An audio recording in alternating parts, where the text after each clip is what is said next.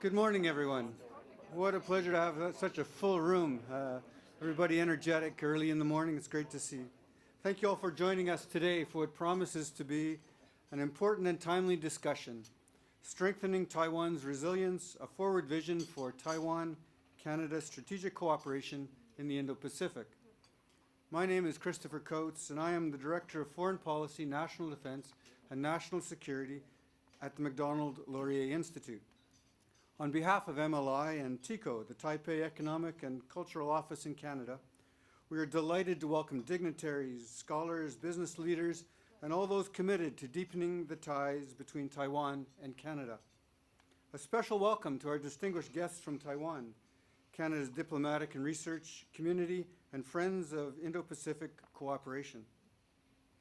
In an era of heightened strategic competition, Taiwan finds itself at the center of not only cross-strait tensions, but also broader Indo-Pacific dynamics. Beijing's posture toward the Taiwan Strait has become more assertive, including regular demonstrations of force and routine cyber coercion. The stakes for Taiwan's democracy and security seem higher than at any time in recent memory. Taiwan's resilience is being tested across domains: defense, economy, information, and global supply chains. Canada, for our part, is also navigating a rapidly evolving Indo-Pacific landscape.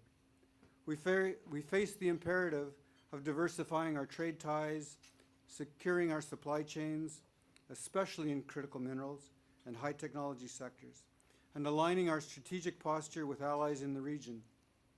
For Canada, Taiwan offers a model of democratic resilience and a strategic partner in the global technology and supply chain of renewable energy transition. The convergence of Canada's interests and Taiwan's challenges presents a unique opportunity. Canada can contribute to Taiwan's resilience through supply chain collaboration, technology exchange, investments in semiconductors and clean energy, and enhanced people-to-people ties. In turn, Taiwan's experience and innovation deepen Canada's understanding of the Indo-Pacific, strengthen our alliances, and help safeguard the rules-based order. With all that in mind, it's my honor to welcome our keynote speaker today, Dr. Ming-chi Chen, Deputy Minister of Foreign Affairs of the Republic of China, Taiwan. I had the tremendous pleasure of spending time with the Deputy Minister Chen during a luncheon in Taipei in September. So it's very special to be able to welcome you to Ottawa today, sir. Deputy Minister Chen has a doctorate in sociology from Yale and has served in a series of academic positions in Taiwan. He served on Taiwan's National Security Council as Deputy Minister on the Mainland Affairs Council, responsible for Taiwan's cross-strait policies, and before his current position was the CEO of the Institute for National Defense and Security Research, a think tank in Taipei that we visited recently. This morning, after his keynote address, Deputy Minister Chen will join our Managing Director, Dr. Brian Lee Crowley, for a one-on-one discussion. Together, they will explore Taiwan's evolving role in the Indo-Pacific and the growing importance of stronger Canada-Taiwan collaboration. After that, they will open the floor to your questions. Please join me in welcoming Deputy Minister Chen Ming-chi.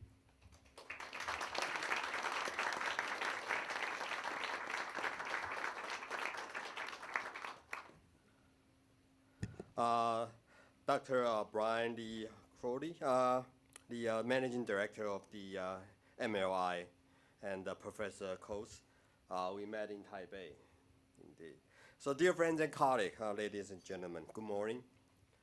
Feel so at home in this academic setting, but I'm a shy person. My mother told me that a shy person should not go into diplomacy, so it must be a mistake for me to be here. Basically, I'm still a college professor, so I feel so at home here, but I have never been to such a kind of very grandeur setting here. It's a little bit scary. I have to admit that, coming into a room that with table like this and the chair like this. So thank you for giving me this opportunity to talk to you in my position. Yes, I've been to many positions in the government, though still remain a full-time college professor. Believe me, yesterday I just online teaching with my students. So, broke up many times, as all the online teaching. But, been through the cross-strait relations as a deputy minister of the Mainland Affairs Council. That failed, and then I was moved to the National Security Council and failed to stop the misinformation campaign from China. So I was moved to the defense think tank as a CEO there. But 1 year they felt me is not really capable of that job. So I was shipped back to the full-time teaching, and I whatever reason, probably because that our minister is my good friend from college, graduate school, so he sort of used some personal connection to ask me to come back to government service as the deputy foreign ministry. So have a lot of very extreme the mood shift. As I credit that when you work in the National Security Council, you have to be professionally pessimistic. But as a diplomat, you have to be professional, optimistic. So it's a big move shift. But if you ask me, about our Taiwan-Canada relationship, I mean, couldn't be better. Yeah, couldn't be better. It's very good. I feel so welcome in here. So I'm going to talk a little bit about our bilateral relationship. So I know as the never credited myself as a diplomat, but pretend that I'm a diplomat. I have to read from a script prepared by my colleague. Otherwise, I got sanctioned. They will bring me for fail to deliver the message. I might have to find another job when I go back. So on behalf of the Ministry of Foreign Affairs of Taiwan, I'm so delighted to have this opportunity to engage with Canada and the international community. I would like to extend sincere thanks to Dr. Crowley and his remarkable team for making this meaningful event possible. At the Halifax International Security Forum, we discussed the world's most pressing security challenges. Today, I'm pleased to share Taiwan's perspective with you. Taiwan is on the democratic forefront, the front line, the guardian against China's growing expansionism.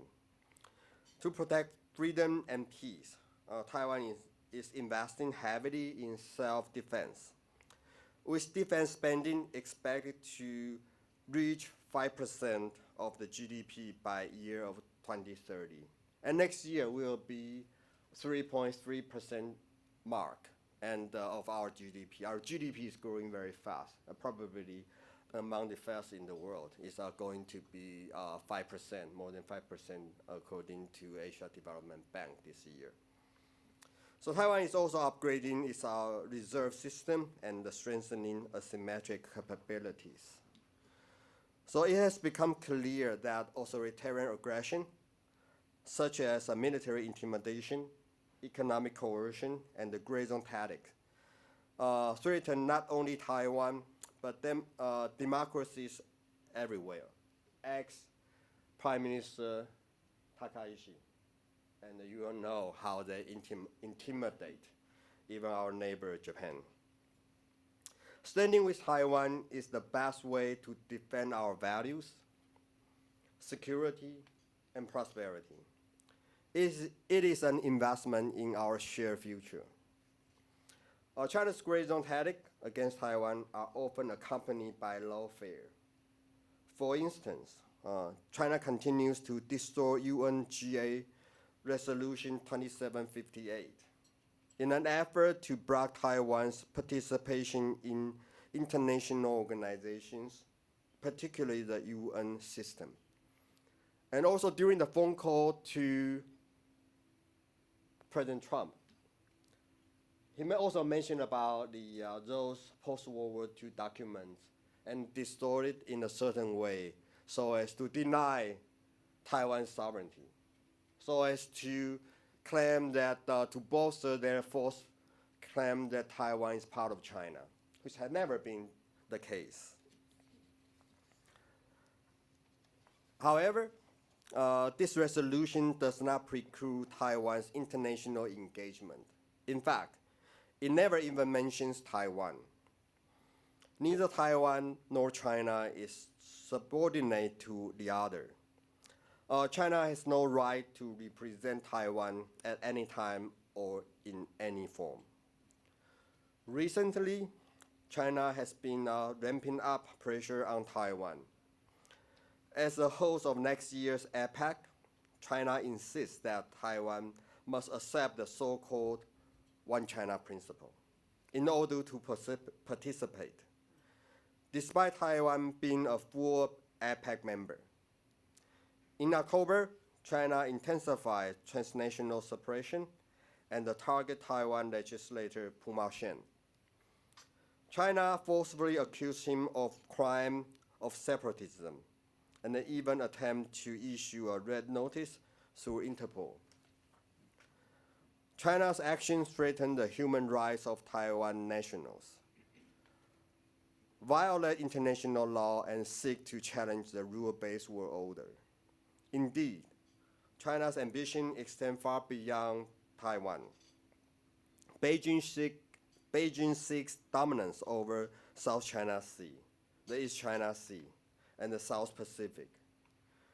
It is also looking to control strategic Northern Sea routes and the Arctic Ocean. In addition, China aims to undermine the democratic community, having already attempted to influence elections in Taiwan, Canada, and many other countries. This is why there is an urgent need for democratic community to unite in solidarity. Taiwan and Canada enjoy close and cordial ties and mutually beneficial cooperation. Taiwan appreciates Canada's consistent support for cross-strait peace and stability, and its opposition to the unilateral attempts to change the status quo. Canada's naval transit through the Taiwan Strait and its statement at G7 meeting have reaffirmed the importance of freedom of navigation and respect for international law. Taiwan-Canada relations have steadily deepened cooperation in areas such as trade, technology, health, and countering disinformation. And in August, we signed a memorandum of understanding on dark vessel detection and broadened our cooperation to marine conservation. In September, ahead of the International Civil Aviation Organization, or ICAO, assembly in Montreal, Taiwan's action team held a press conference at Canada's Parliament, calling for Taiwan's inclusion. We appreciate the strong cross-party support from Canadian parliamentarians and their staunch advocacy for Taiwan's meaningful participation in ICAO and other international organizations. Taiwan is critical to the global economy, even more so as we enter the AI era. As the world's leading semiconductor manufacturer, Taiwan produces over 70% of all chips and 95% of the most advanced ones. What's more, the Taiwan Strait is a crucial artery for international maritime transportation. And strategically, Taiwan is on the front line, defending against China's expansion across the Pacific. Moving forward, Taiwan hopes to bolster our cooperation with Canada and other like-minded countries in various domains. Now, more than ever, Taiwan stands ready to contribute to the collective prosperity of a free and open Indo-Pacific. Only by working together can we create a brighter future for all. Thank you.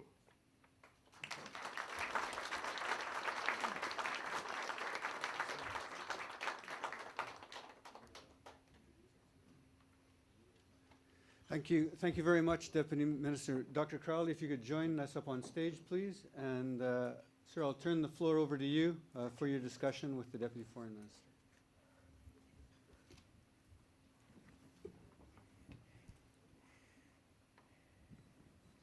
Well, Deputy Minister, thank you so much for those remarks, which I found very enlightening.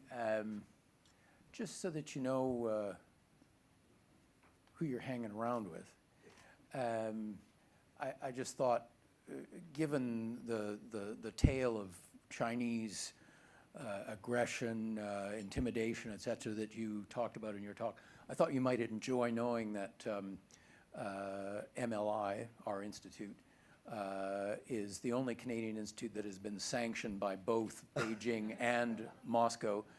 We happen to hold... It's a badge of honor. We are honored to be in your company. I believe I'm right in saying we still hold the world record amongst think tanks for the number of individual senior fellows sanctioned by Russia. And, you know, my plans to vacation in Siberia are up the spout. Oh. We have been denounced, I think I'm right in saying twice, by China's ambassador to Canada. Wow. We're a very disreputable lot, and I wanted you to know that. Let's talk a little bit about Taiwan's position in the international community. Yes. Would you say that it's the same, or how is it different compared to 10 or 15 years ago? How has Taiwan's position in the international community evolved? And after that, I'm going to ask you, how would you like things to be different 10 years from now? Yeah. So, certainly. Well, compared to,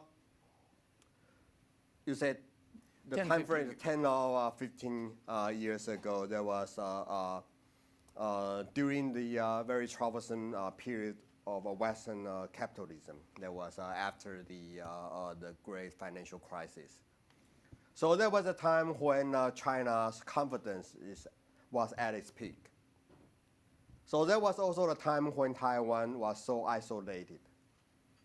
And it was also a time when our government seek nothing but closer tie with China as the solution for every problem that we encountered. So this international isolationism and this kind of inclination to see China as an answer for every question that we have. So the match with each other. So we have no stand in that international organization, but at the mercy of a PRC. We have no chance to come to capitals around the world because the world leaders were so afraid of engaging with Taiwan, where alienate China, your most important and the massive market. So now it's very different when the whole picture and the whole perception of security has changed so much.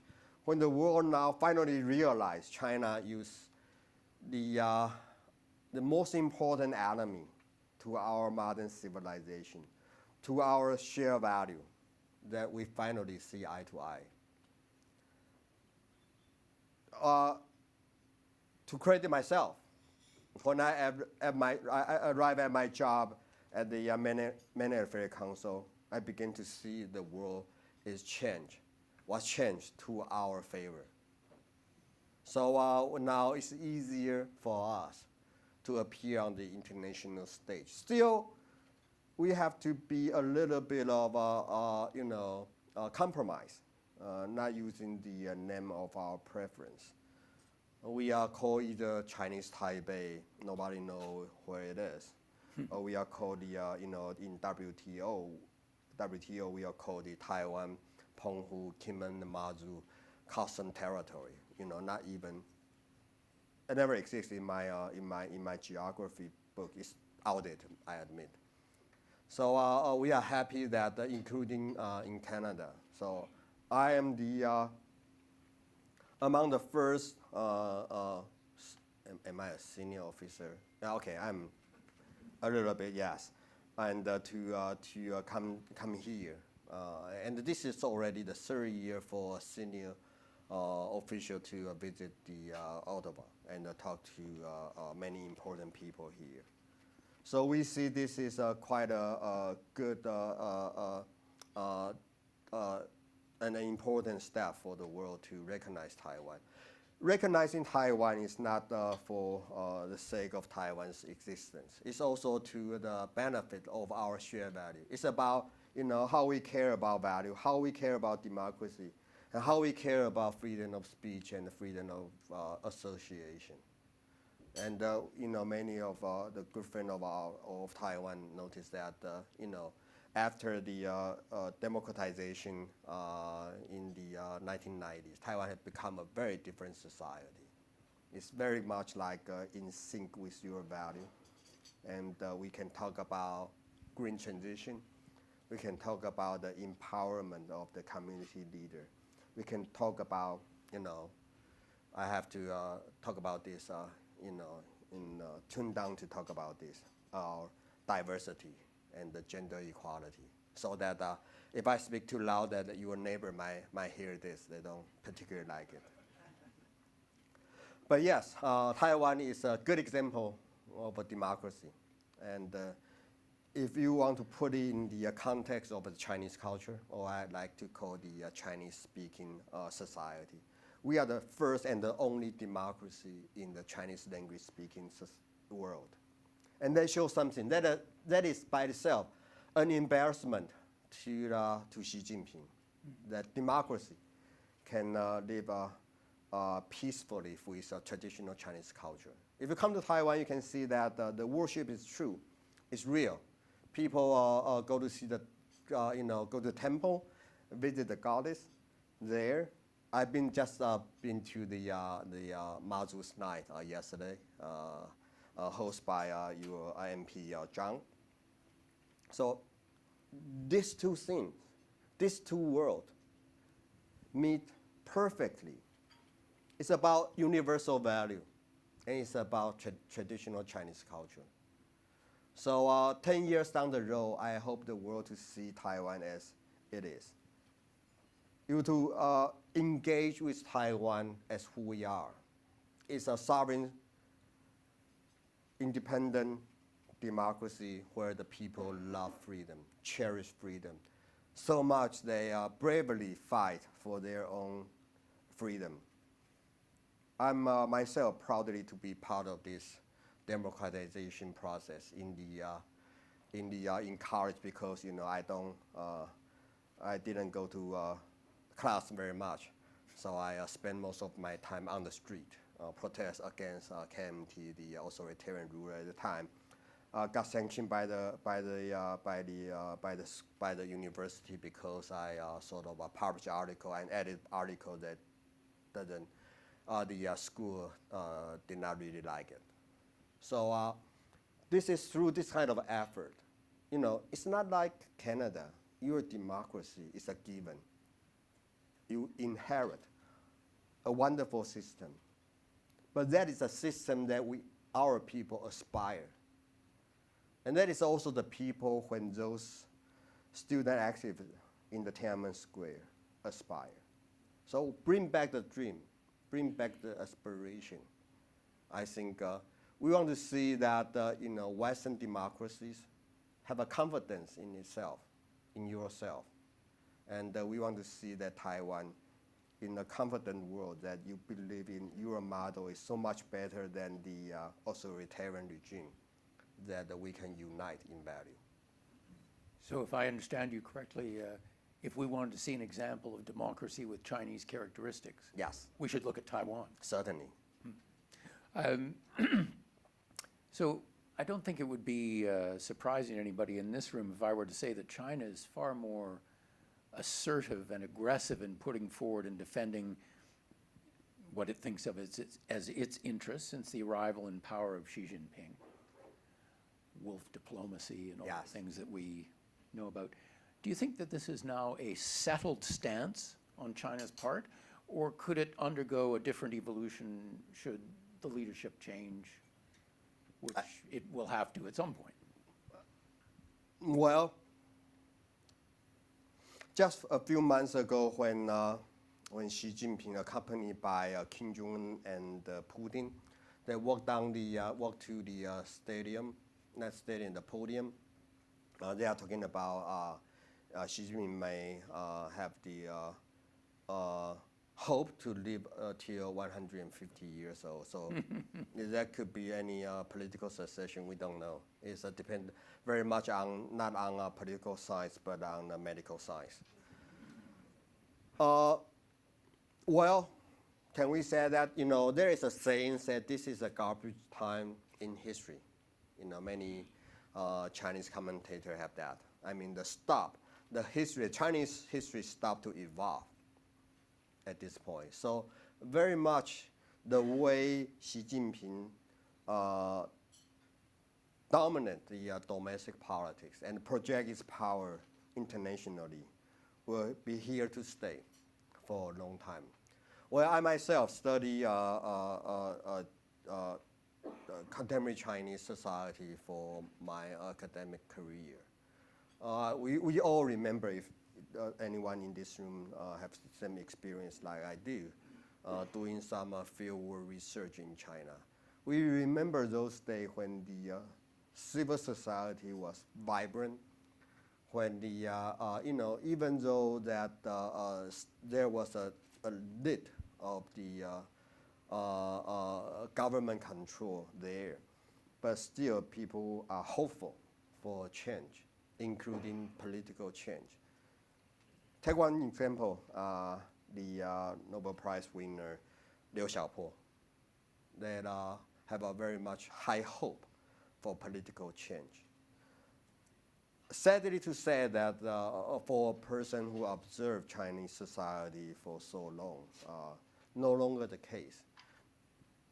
The social contract, after the post-Tiananmen social contract, is gone. There was a contract when the leader told their people, just pursue private interest. Do not dare to dream about political change. But even that has gone. I mean, Xi Jinping doesn't particularly like the private entrepreneurs, and he sort of doesn't respect the property right. So this is Xi Jinping's new model. It's a party at the central. I have a little bit debate with my colleague in college. We are talking about the Leninist party state system. And he been teaching in Huadong Shida in the political science department there. He told me this is not a party state. This is a party family. It's only about Xi's family. It's looking more and more like that. So I'm very doubtful will there be any political change in the foreseeable future. Xi Jinping, born in 1954. He is now only like 71. So still a long way to go. And after that, we don't know. But I'm a good student of my professor, Huan Lin's. He believes, like I do, that totalitarianism, not totalitarianism, the way he put it was dictatorship cannot be reformed. It only collapse. So I believe that the next step it will be very. But just like any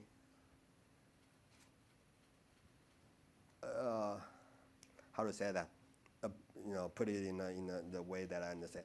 A big star, when it collapses, when it explodes, we will all affect. I think Taiwan being in unfortunate geographic location, we're going to be very careful about that. And before that, we have to manage this very difficult situation. On the one hand, there are for many, we manage this way. Okay. At one time, China was both our most serious threat to our national security, or our own very survival, but also our greatest opportunity economy-wise. I think beginning from 2016, when President Tsai Ing-wen took office, we are able to manage this otherwise very difficult paradox, a dilemma for Taiwan's survival. So I think we are quite successful in that. But you know, from when Xi Jinping took office in 2012, I think that is almost like a one-way street. It's more, you know, more monopolize the power more, and it's more aggressive to its neighbor and to the world. And unfortunately, we don't see there is a high likelihood for that to change. So let me just pursue something that you mentioned a moment ago in your response about how Taiwan has changed its relationship with China from an economic point of view. Yeah. I think this is very interesting to Canadians. You may know that in Canada, in part in response to the, I'm looking for the correct diplomatic term here, the mercurial nature of Donald Trump and his unwillingness to accept and endorse North American economic interdependence. Canada has in recent months pursued an aggressive policy of seeking new international trade partners. And one such trade partner that Canada has been pursuing is China. Yep. Taiwan, if I understand correctly, is headed in the opposite direction. For example, I believe I'm right in saying that whereas over 80% of Taiwanese overseas investment used to go to China, Yes, used. that has now fallen to single digits. Less than 7%. Less than 7%. So from over 80% to less than 7%, which is, in anybody's book, quite an amazing It is. turnaround. China has always made clear its intentions towards Taiwan, so why has Taiwan's attitude shifted so dramatically in recent years? There's nothing new about China's view about Taiwan. So something has changed in Taiwan. And if I were to ask you, is it wise for Canada to pursue deeper trade ties with China, what would you say? I was warned by my colleague, don't comment on your strategic choice. Although I have received an interview on the interview was published on the Globe and the Mail, and obviously my colleague doesn't particularly appreciate that.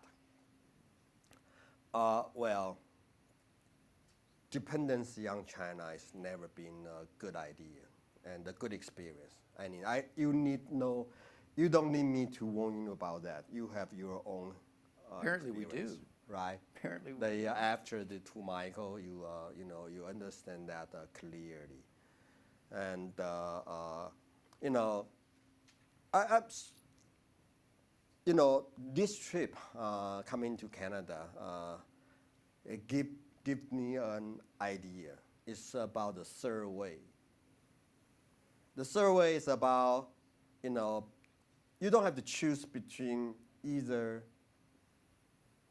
United States or China. We are here. We are not a big country, but we share the same value. Trading with us doesn't get in the way how you conduct your own democracy, who do you want to make friends with. And we are proud to say we are now the powerhouse of the modern economy in the AI era. So working with China, our own experience was not an happy one. Over-dependency gave our Chinese leader leverage over Taiwan. They are so good at weaponized trade. They are so good at the economic coercion that, just recently they imposed yet another ban of the seafood from Japan. Mm-hmm. This is how people trade with them, the result and the consequence and the cost of trading with China. So instead of, we understand that China is a big market, but, this is a market that is facing a very serious economic slowdown. This is an economy, this is a market that has its own overcapacity. I don't know, trading with them, whether you can export more or you have to import more. Talking about, like EVs. So I think this is a time to explore the possibility for a different solution. That solution lies in those who share value with you, like Taiwan, like European, like a lot of the Southeast Asian countries. So I think this is a lot of potential in this market. And that's how we see the potential, so that we are able to manage our shift, our diversification away from China. This was not an easy choice, but there was also a choice built upon sensible economic logic and the political reason. The economic logic, well, happened to be my field also. I think the Chinese market is China is no longer a cheap manufacturing base. Before we begin our diversification policy, many, first mover, those companies who make simple goods, have already experienced that rising cost in raising costs in producing and exporting from China. The labor cost is no longer cheap, and you have to pay more, because of Xi Jinping. It's good for him and good for Chinese people too. They care more about their environment. So it's no longer like, before. And now they have their own overcapacity problems. So trading with them, you got to be very careful. Outside of even, I don't know that, size-wise, is it a good idea? Or economy-wise, is this a reasonable alternative? We don't know. But you have your own experience about the political cost of making friends with China. So let me shift now from talking about Canada-China trade to Canada-Taiwan trade. And let me preface my question with a little story. I was in Taiwan roughly a decade ago, and I had the privilege of having a one-on-one sit-down with the Minister of Industry. I may not have the title exactly right, but that was his role. Economic affairs. Yeah. The conversation started out exactly the same way that all conversations start out. Every Canadian has this experience. When you meet someone in another country who doesn't know anything about Canada and doesn't know what to say, they always start by talking about hockey. And so the minister started talking about hockey and how much he loved Canada and so on.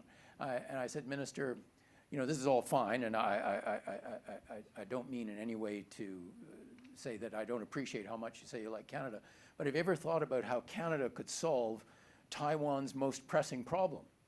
And he said, well, what's Taiwan's most pressing problem? And I said, well, the fact that so much of your energy supply comes in ships from the Middle East that have to pass under Houthi missiles in the Straits of Hormuz, through pirate-infested waters, through the Straits of Malacca, into the newly militarized South China Sea before they get to Taiwan. And China's in a position to throttle that energy supply at any time.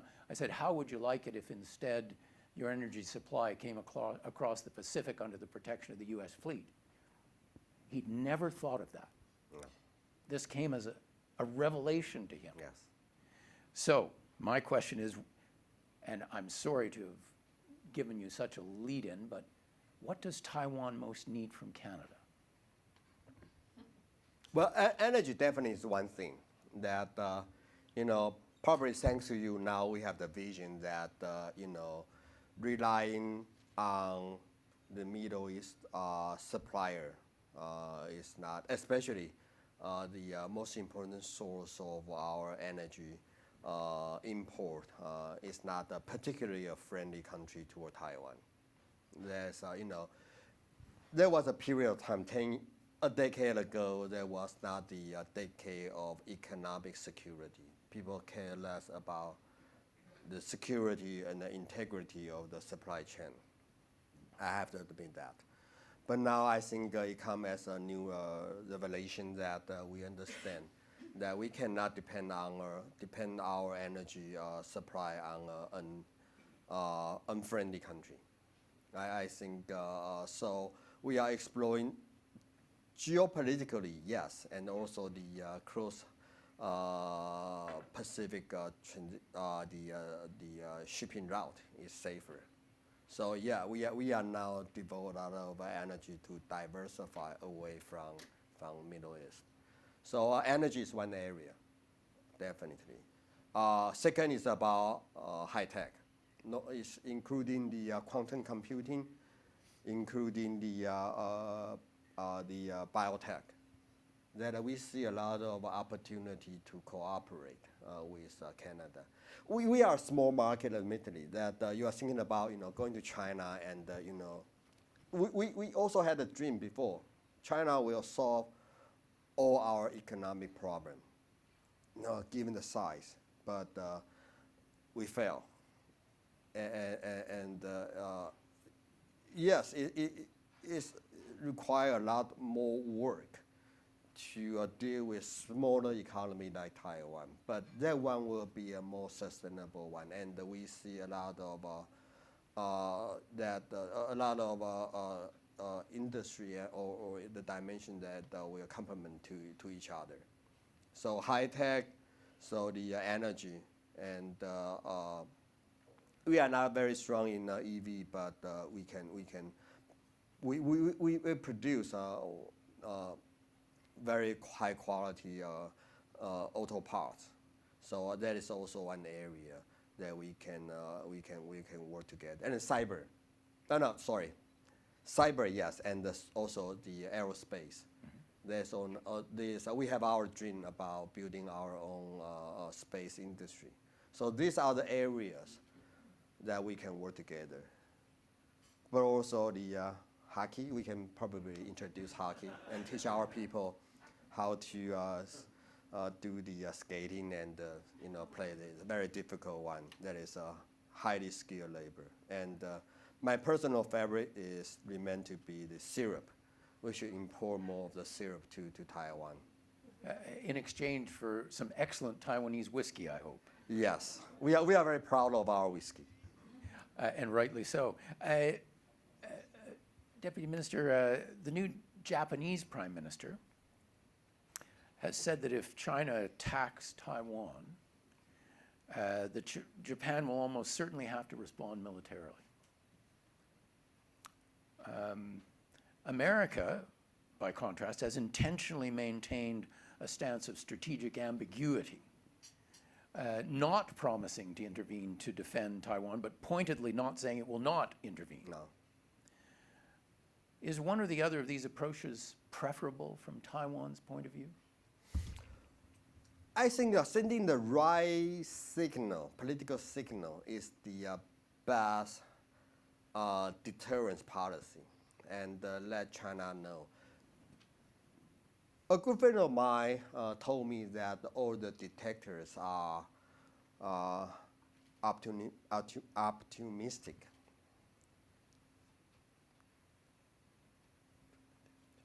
Opportunistic. Yes. Yeah. So they do their calculation. So it's about let the detector around the world knows their behavior will have consequences. So if we do not reward Putin, they will send a message to Xi Jinping. If we sort of tell China that their behavior in the South China Sea is not acceptable, it give Xi Jinping a good signal. And you say, if you tell Xi Jinping that sending ship and airplane to increase our airspace and surround Taiwan, that is not very nice. Then it is a strong signal to. So important is that sending the right signal to and think about that as your deterrence policy. Because that everything after that, when the war happened, they will be too expensive. So I think I believe that Prime Minister Takaishi also thinking along this line. I would say this is a long process in the making. It's from the late Prime Minister Shinzo Abe. Begin this kind of strategic turn, and now it's reached a very solid stage. I have known that the first week of my my tenure as the CEO of our defense think tank, NDSR, we went to Japan for tabletop exercise. At that time, Japan still very hesitate to define a quarantine or even invasion as the survival-threatening situation that will carry certain action option for the Japanese government to do.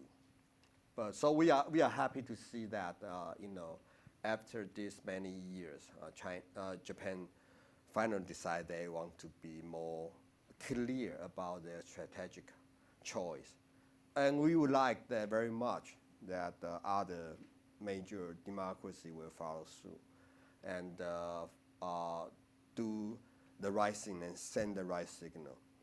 And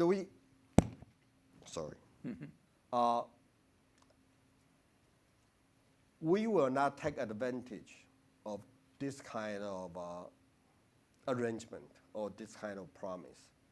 Our Taiwan's cross-strait policy will remain to be very moderate.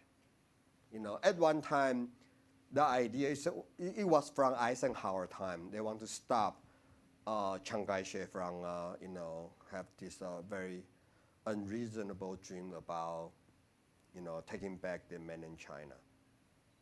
So from there, it evolved into on the one hand, you want to stop Taiwan independent movement, and on the other hand, you want to persuade China not to invade Taiwan. But I think that DPP has in power for more than 10 years. I think you should have some trust in this government that we are very moderate. We are not going to be very provocative. So it's a time for us to send a signal. We are the responsible party, but China is not. So we have to send a signal to Xi Jinping that, you will not accept this kind of behavior. So that, I think, is the cornerstone to maintain the peace and stability in the Indo-Pacific region. So in the pursuit of that peace and stability in the Indo-Pacific, in the post-war world, I think NATO has been an indispensable pillar of Western solidarity in the face of Russian aggression. And the rise of China has underscored the absence of such a security architecture underpinning Western interests in the Indo-Pacific. What should we do about that? Well, there are many people advocate for a NATO-like coalition in the Indo-Pacific region. I think we already have some kind of similar, but not in the paper. The security cooperation. It used to be like the hub and spook kind of security arrangement in the Indo-Pacific region. It's about, through many bilateral relationships, we construct a whole security system in the Indo-Pacific region. But Indo-Pacific strategy by itself is a new thinking about this. It's about, a meaningful network of countries that share the security interests. And, given the framework, there are a lot of cooperation is now already happening. Normally it's about Japan, Philippines, Taiwan, Philippines, Korea, Japan. In a lot of the military exercise in this region that is already along that direction. So it's more important to put into action rather than just about arrangement. We all know that in Europe, we cannot say that the NATO failed, but NATO haven't really been effective in stopping the Russian to invade Ukraine, a neighboring country of NATO. And instead, NATO being an excuse for Putin to launch an invasion in Ukraine. So I think we got to be very careful about that. Don't give the dictator an excuse. But on the other hand, we have to be very serious about defense. But we are not talking about the individual defense. That's one level. But another level is about the security cooperation in this region. So I would say that is in practice, there is a coalition. So we just don't. There's probably no need to announce one for the time being. Okay, I think I probably have time for one more question before I open things up to the audience. I've got so many. How does Taiwan assess the international situation in terms of the danger it represents? For example, you just spoke about Ukraine. Does the war in Ukraine and its distraction of NATO allies make Chinese action against Taiwan more likely? How likely is concerted action by Russia, China, and what do I know, maybe even North Korea or Iran creating a chaotic series of military fronts around the world, making America and other Western powers choose where and when to intervene? What's Taiwan's view of this rather unstable, I think, world situation for the Western allies facing an axis of disruptive powers? No, for one thing, that Taiwan has always been want to be the force for good. So we support Ukraine for that. At one level, it's about about our universal value. But on the other hand, it's about the democracies around the world should unite to fight against the aggression from the dictatorship. So definitely we see some linkage between the fate of Ukraine and the security situation in the Indo-Pacific region. And I think Xi Jinping is now keen to learn what happened in Ukraine. But I would say that so far the lesson has been ambiguous, because we failed to send a very clear signal to China that aggression like this is not acceptable and will have consequences. So far, we haven't reached that point yet. Especially while I was in Halifax, the 28 points of peace plan emerged. And the many commentators, that is a reward for Putin. Mm. So that made me very worried about what Xi Jinping will interpret this peace plan. So that is how, we are now in an interconnected world, but we have to think have a macro view about all this, all these things linking together. So we remain committed to support Ukraine, Taiwan, though not militarily, but we from the perspective of the humanitarian perspective, we like to help. And also we like to see that the detector will learn the lesson that their aggression will have some consequence. But so far, we haven't seen that. We only see the brave Ukrainian fight this battle alone, with some support, but most of them are the hardware or the moral support. I think probably they need more. That is a lesson, I would say. This is the begin the misery of the 21st century. We don't know, but before it's too late, we have to send a strong signal to the detectors. Otherwise, you are talking about China, you are talking about North Korea, you are talking about Iran. So, but the lesson we learned is that, on the other hand, Taiwan has learned that whole society resilience is important. We have learned that you got deterrence is more important than when the war broke out and you want to win this war and something like that. So I think this is an important lesson. There are important lessons for Taiwan to learn too. But so far, I think it's about whole society resilience. It's about it is about the support from like-minded countries. Thank you, Deputy Foreign Minister. So I'm going to take questions from the floor. We have about 15 minutes. In order to maximize the time that we have available, I'm going to take 3 questions at a time. We'll make notes about what people are asking, and then I'll let the Deputy Foreign Minister respond to those bits of the questions that he wants to. We have microphones. Beth has got the microphone in the back of the room. So when I recognize you, Beth will bring you the microphone.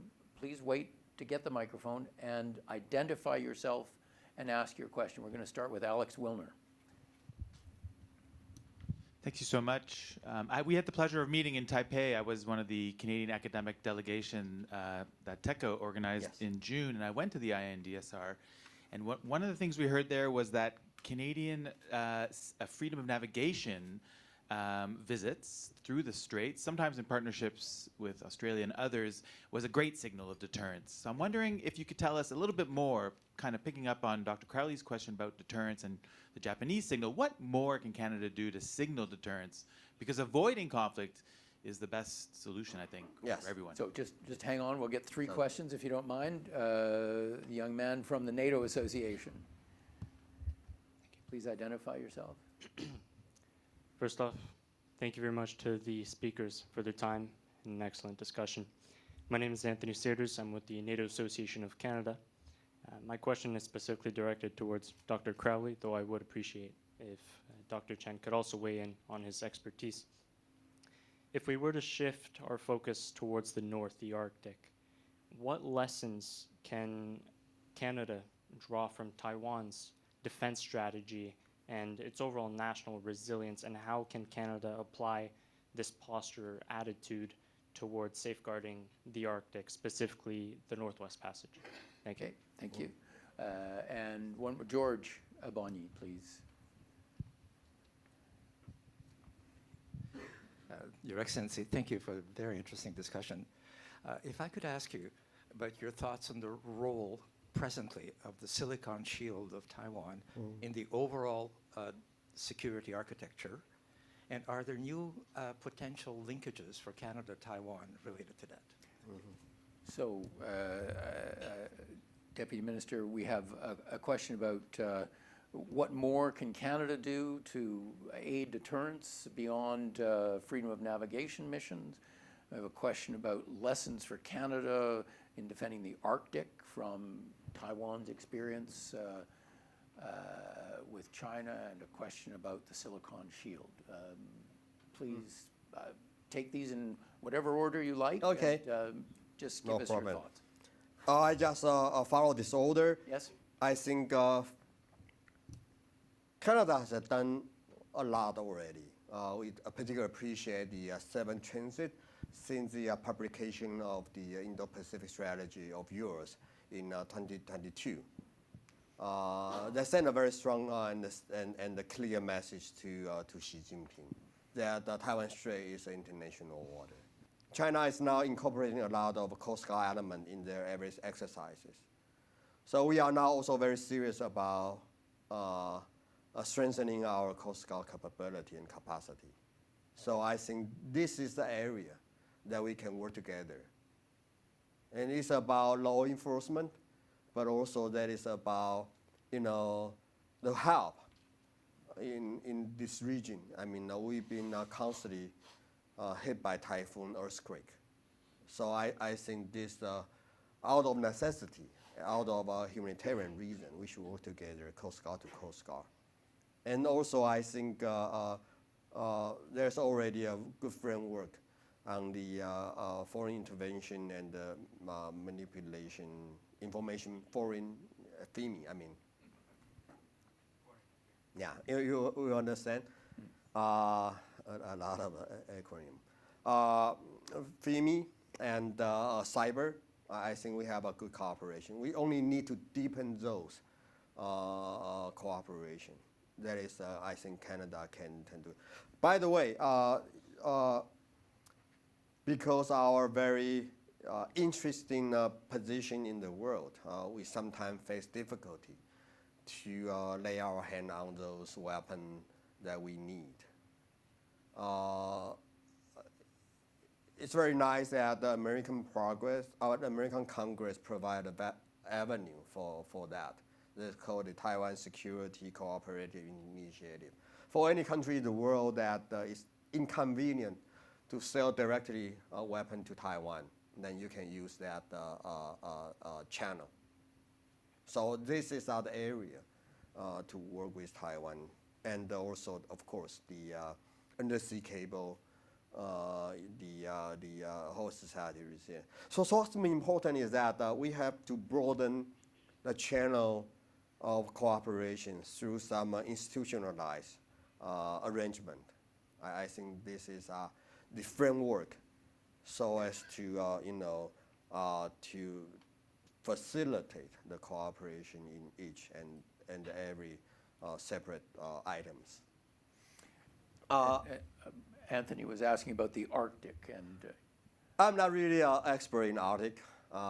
Never see so much ice in my life. So I'm not probably in the best position to tell you what, usually it's about how we can learn from you. Giving a lecture about what we have learned and good for Canada, it's not our expertise. I was just going to say, you may not know, but you probably do, that China is trying to insinuate itself into Yes. the Arctic They are the architecture, near Arctic Arctic country. Yeah. So be very careful. Is any lesson that we have learned that we can share with you is about their rhetoric. They are so good at words. No, I mean, this is lyric from one of my favorite songs. You are so good at words. They are so good at words. So the so-called near, they are nowhere near Arctic. But they are, like in Taiwan, they use a lot of, low fare. It's about words. Describe that, Taiwan Strait is internal water, that they, together with the United States, win the Second World War.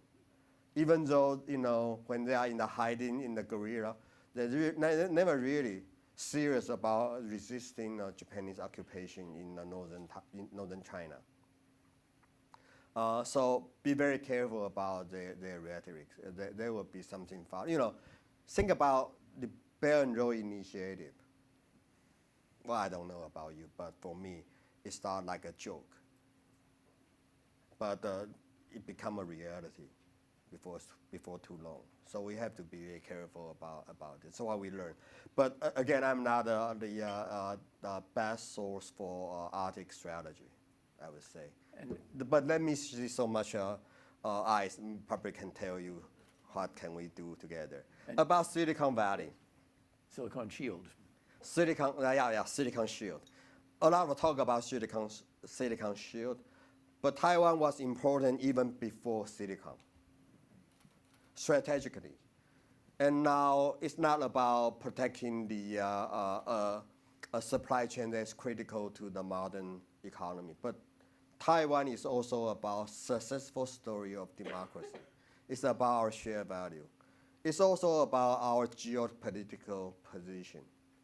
So I think with, Silicon Shield act more like, an addition rather than the essence of the importance of Taiwan. But certainly, but we don't see it that way. I mean, the Silicon, does semiconductor increase our security situation, improve our situation? Probably just a little. But we don't really count on that. No, even, we talk a lot, about, Yep. at the MOFA, we have so-called the three chains idea. First is about the first island chain. There's about geopolitical rivalry. Second is about the global supply chain.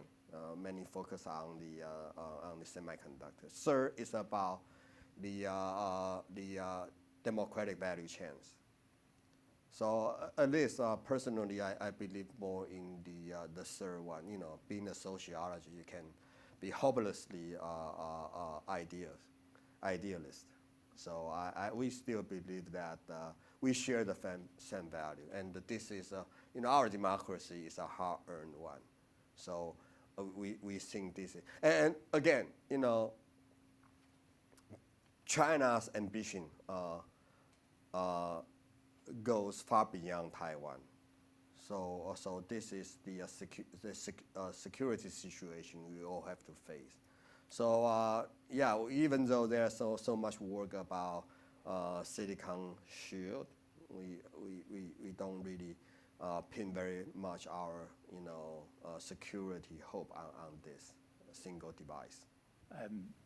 Since you evoked your PhD in sociology, Deputy Minister, I have to tell you, I did my PhD in political economy, and my supervisor used to say, yes, sociology, sometimes useful, always dangerous. Bit like an old rusty razor. Well, even worse is that my daughter also chose sociology as her major. The sins of the father are visible. Yeah, I don't like the way that it runs in the family. So we've only got 5 minutes left. So I'm going to ask people to be very quick with their questions, and I'll ask you, Deputy Minister, to be quick with your answer. Let's start with Elliot Tepper, please. Thank you. First of all, it's delightful to see you in Canada. Likewise here. I'm with MLI and also Carleton University, and I'm an Asian Studies Specialist and a long time friend of Taiwan. So my short question is, building on all the various things we've heard today, it's quite clear that China is not merely testing through gray zone warfare the abilities and also trying to exhaust those abilities of Taiwan through their activities. This is a preparation for an invasion, unambiguously. Yeah. So just your own estimation, sir, is your barometer going up or down? Okay. Is it more and more likely China will invade, or are you seeing a recession in that likelihood? Okay, thank you. I know that we have one here, just want to see. Okay, then the last one to you. James Tratier, Canadian Global Affairs Institute and former Canadian diplomat to Asia. Deputy Minister, you spoke about sending signals. Yesterday, Presidents Trump and Xi had a telephone call, and Trump would be going to China in April, and Xi will be making a state visit to the U.S. Commentators have said that relations with China and dealing with U.S.-China trade issues are top of mind for Trump, and Taiwan is not. How concerned are you that the defense of Taiwan is not a Trump priority, and does President Trump's lack of priority to Taiwan's defense risk the same mistake as in 1950 when Secretary of State Dean Acheson left the Korean Peninsula out of the defense perimeter for the United States? Yeah.